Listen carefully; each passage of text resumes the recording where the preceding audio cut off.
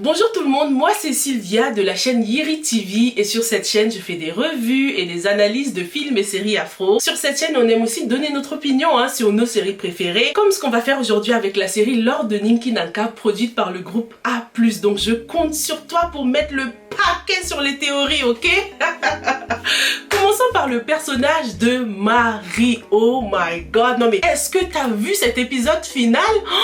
Marie qui ne voulait absolument pas impliquer son fils dans toute cette histoire, et ben au final on dirait que ses deux enfants seront impliqués quoi. On dirait que la liberté de cette famille sont entre les mains des enfants de Marie. Du coup voici ma première théorie concernant le personnage de Marie. Moi je pense que Marie va absolument refuser d'impliquer sa fille dans toute cette histoire que elle-même ne comprend pas très bien, et du coup ça risque de lui coûter la vie à Marie, parce que depuis le début j'ai l'impression qu'il y aura une fin tragique avec ce personnage. J'ai l'impression que c'est un personnage qui est condamné à mourir. Souvenez-vous, sa couleur c'est le rouge. Certes c'est la couleur de la sensualité, l'amour, mais c'est aussi une couleur très tragique qui symbolise le sang et la mort. Du coup, à mon avis, Marie va perdre la vie parce qu'elle a trop joué avec le feu, et à force de jouer avec le feu, et ben on finit par se brûler. Dis-moi ce que tu penses de cette première théorie dans les commentaires. Est-ce que tu penses que le personnage de Marie va perdre la vie? Mais quel ouf de soulagement pour Aïda quoi. Racine a décidé de rendre à César ce qui appartient à César. Aïda est enfin debt free. Elle va pouvoir se concentrer sur autre chose là. Elle va pouvoir entrer en scène dans la saison 2. J'ai vraiment l'impression que l'héroïne de la deuxième saison, ce sera Aïda. Aïda s'est enfin débarrassée de Racine.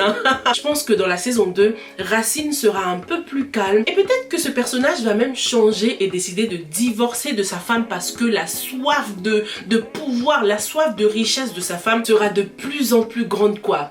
Dis-moi ce que t'en penses dans les commentaires. Le prochain personnage, c'est notre Sidi international. Non mais que serait Lord de Ninki Nanka sans Sidi quoi? Depuis la mort de sa mère, on voit que ce personnage est beaucoup trop affecté. Il a même, on dirait qu'il a back-up de tout ça, tu vois. Il est un peu plus calme là. Mais est-ce qu'il a dit son dernier mot, Sidi? D'après la petite description que Youssou Bey avait passée à l'inspecteur, Sidi allait épouser Aïda. Comment est-ce possible alors qu'actuellement, Sidi et Marie sont des amants? Du coup, je me dis, pour que Sidi puisse épouser Aïda, il faut que Marie soit hors champ. Ce personnage sera sûrement écarté dans la deuxième saison. Sidi a toujours eu le béguin pour Aïda. Donc Sidi va sûrement l'épouser parce que c'était le petit indice écrit sur le papier. Mais en vrai de vrai, la personne que je veux voir avec Aïda, c'est Edina les gars. Mais pour l'instant, il n'a pas du tout la tête à ça. Il a ses problèmes là avec sa femme qui vient de porter plainte.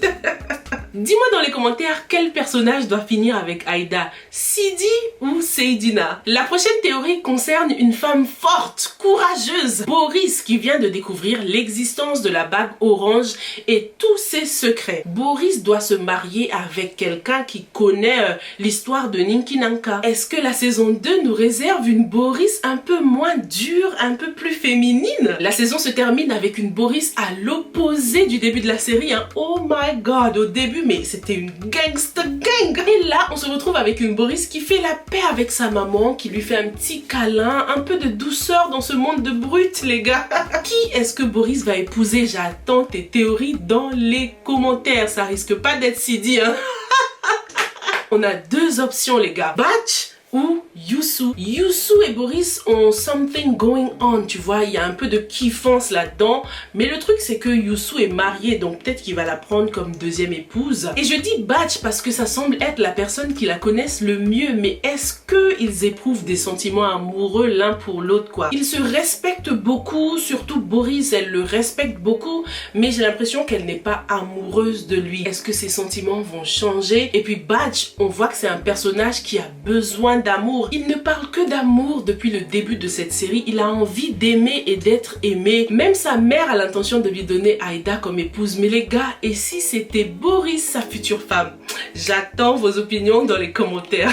Monsieur le ministre de l'Intérieur, non mais quelle évolution! Dans cette série, pour moi, c'est le personnage qui a le mieux été développé, qui a le mieux évolué. Nous sommes loin du personnage serein, assis, opposé puissant du début là. Monsieur le ministre a complètement dérapé. Il est prêt à tout pour posséder Ninki Nanka. Mais jusqu'où ira-t-il? Pour moi, ce personnage est complètement à l'opposé de Yusubei. It's the good and the bad, les gars. Mais qui l'emportera? La volonté du méchant de l'histoire, monsieur le ministre, a l'air beaucoup plus grande que celle de Yusubei, personnage un peu trop sentimental. Est-ce que la bonté et l'intégrité de Yusubei le conduira à sa perte? Hâte de lire toutes tes théories dans les commentaires et merci au groupe A+ pour cette série vraiment géniale et inédite. Les épisodes quotidiennes vont vraiment nous manquer les gars, mais heureusement la saison 2 c'est pour bientôt et en attendant j'ai hâte de lire tes théories dans les commentaires et je te dis à très bientôt pour de nouvelles aventures dans la série Lore de Ninki Nanka.